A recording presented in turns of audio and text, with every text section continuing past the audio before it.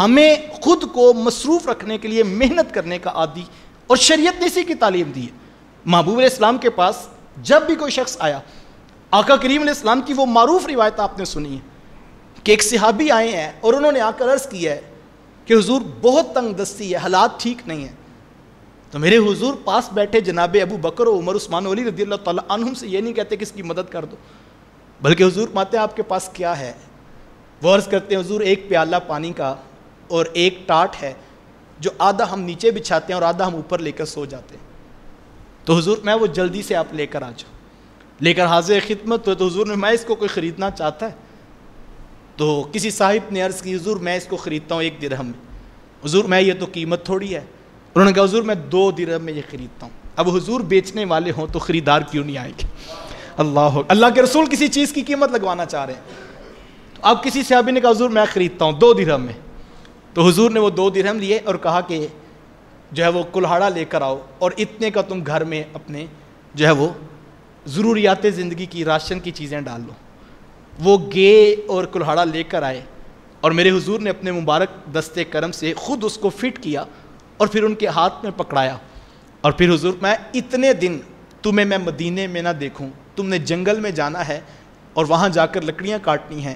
اور لکڑیاں کاٹ کر لا کر بازار میں بیچنی ہے اور پھر بیچ کر اپنے بچوں کا پیٹ پالنا ہے، اور ساتھ میں اتنے دن میں تمہیں مدینے میں نہ دیکھوں۔ جس امت کو تعلیم یہ دی گئی تھی، یار مجھے بتائیں جو حضور کے پاس آ گیا اور آقا کریم علیہ السلام ایک مرتبہ دعا کے ہاتھ بھی اٹھا دیتے تو کیا اس کے گھر میں خوشیاں نہ پہنچ جاتی؟ لیکن حضور امت کو تعلیم دے رہے تھے، حالات کتنے بھی کٹھن ہوں، سخت سے سخت حالات پہ آ جائیں، تم نے محنت نہیں چھوڑنی۔ وہ جن کو تعلیم محنت کی دی گئی تھی، آج ان کی حالت یہ ہے کہ ایک شخص میرے حضرت کے پاس آیا اور اس نے آ کر اس طرح کہا جی کچھ اثرات ہیں، کچھ عجیب و غریب چیزیں نظر آتی ہیں،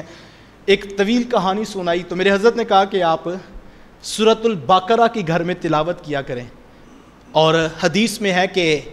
اس کے ساتھ شیاطین دور ہو جاتے ہیں اور جو ہے وہ اللہ کی جو ہے وہ حفاظت میں وہ گھر آ جاتا ہے جہاں پر سورۃ البقرہ کی تلاوت ہوتی ہے۔ اب ظاہری بات ہے سورۃ البقرہ 2.25 پارے ہیں اور 2.25 پارے پڑھنے کے لیے کم از کم گھنٹہ سوا تو چاہیے۔ تو وہ صاحب بڑی لجاجت کے ساتھ کہنے لگے کہ حضور کوئی تویز یا کوئی ڈوری نہیں مل سکتی؟